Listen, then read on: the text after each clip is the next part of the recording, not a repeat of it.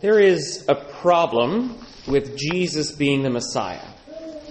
And that problem is that there are a lot of prophecies in the Old Testament that he doesn't immediately appear to fulfill. One of them is our first reading. Now we hear this and we think, okay, in those days, in that time, I will raise up for David a just shoot. He will do what is right and just in the land. That one we knew is fulfilled. Jesus is the son of David. He comes. But the two on either side of that, we struggle with. The days are coming, says the Lord, when I will fulfill the promise I made to the house of Israel and Judah. What's the promise that was made to the house of Israel and Judah? If you read through a lot of the Old Testament prophets, particularly the prophets that come after the destruction of the northern kingdom, which is Israel, and God is making this promise to Israel and Judah, but this is through the prophet Jeremiah, so it's after the destruction of Israel. The promise is that he will restore the kingdom of Israel.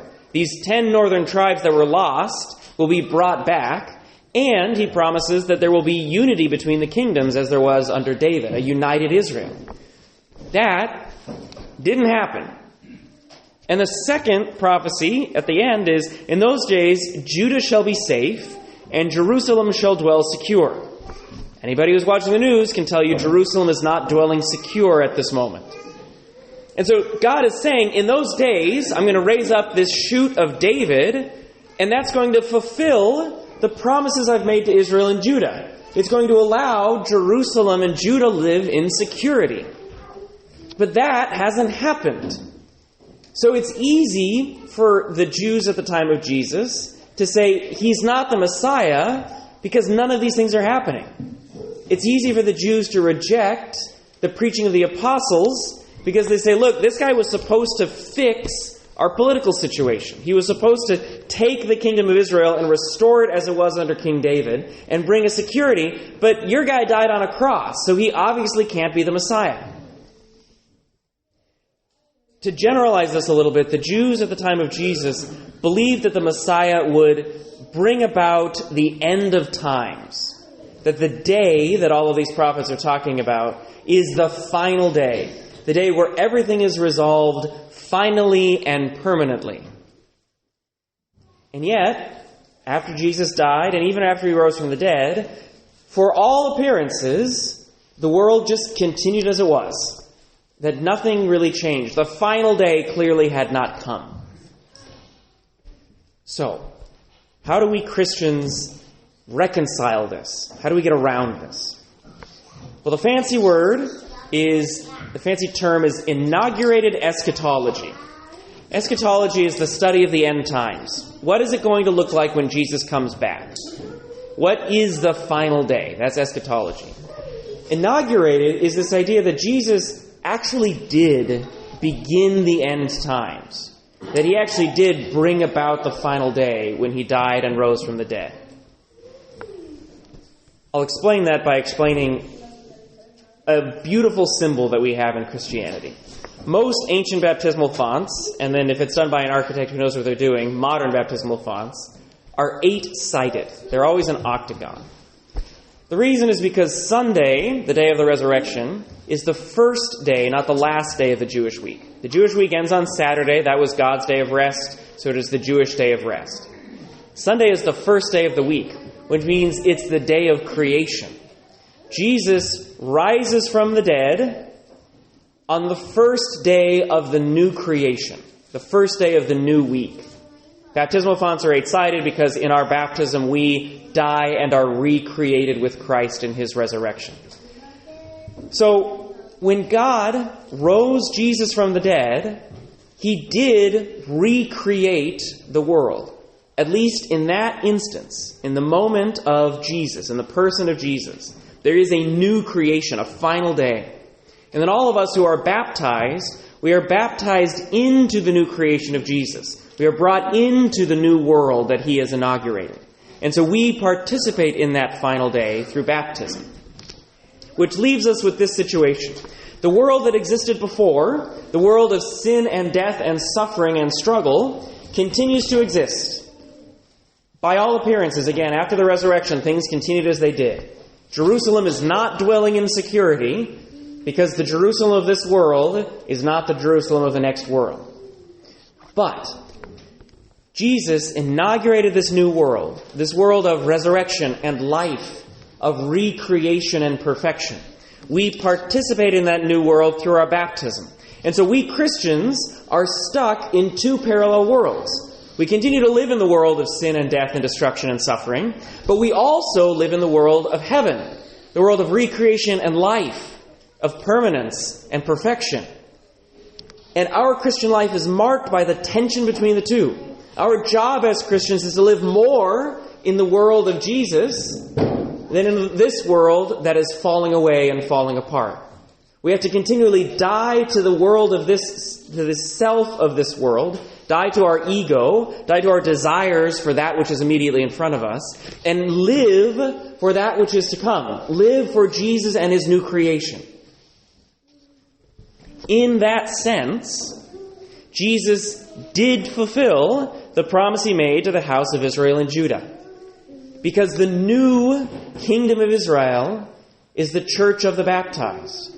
And that kingdom is united under a new king, who is Jesus, who has his vicars on earth in Rome. Judah and Jerusalem do dwell in security because in the church, the gates of hell will never prevail against us. Our enemy will never have the final victory. In the new creation, all of the promises of the Messiah are fulfilled. The end times have come upon us.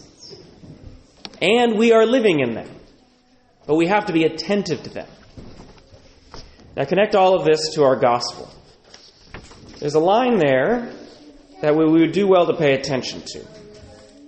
For that day, and this is talking about all of the tensions and the struggles and the turmoils of the final coming of Jesus, for that day will assault everyone who lives on the face of the earth. We have this thought as Christians that if I give my life to God, everything's going to go great. I won't have to suffer. I won't have any struggles. Nothing's going to be a problem. And that is patently untrue. Every one of us can tell you that's not true. The assault, that day will assault everyone. It means Christians and non-Christians alike, who lives on the face of the earth. Why?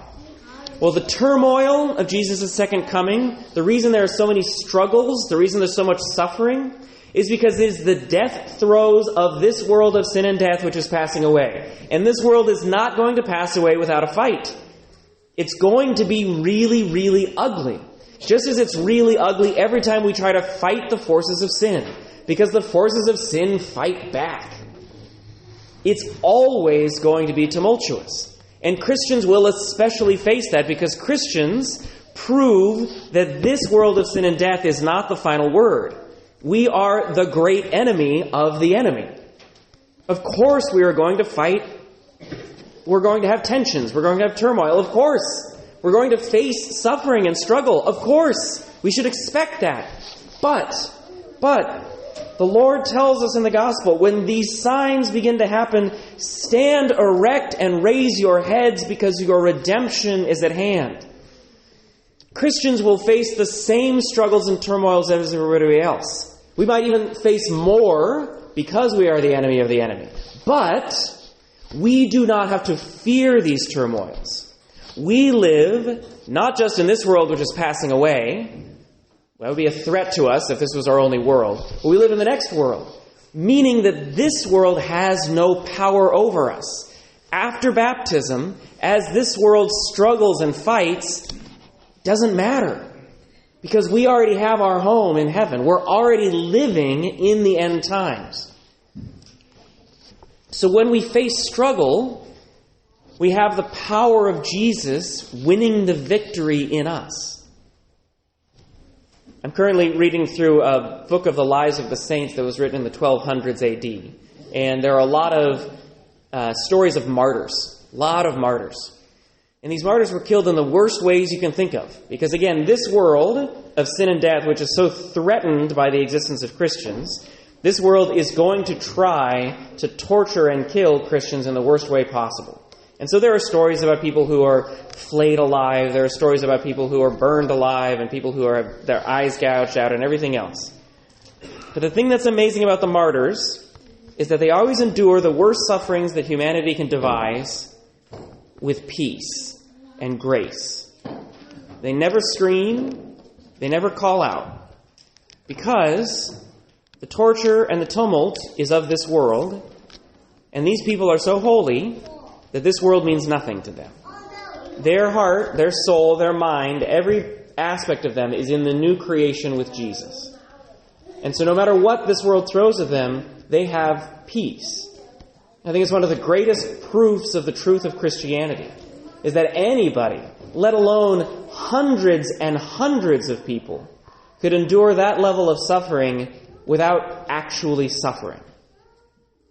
We live that out as Christians on a smaller scale. Whatever our sufferings are, have no power over us in Jesus Christ. If we give them into the hands of the Lord, and we ask for His power and His victory and His grace, then we have nothing to fear. He will help us carry that cross, and we will be able to stand erect and raise our heads.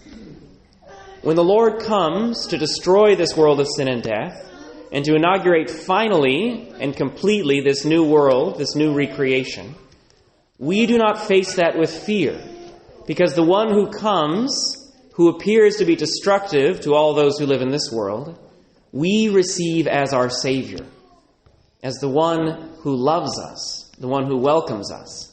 We see Him not as a destructive force, but as a saving force. Our preparation in Advent, this first part of Advent, where we focus on that second coming of Jesus, is to prepare our hearts to desire that.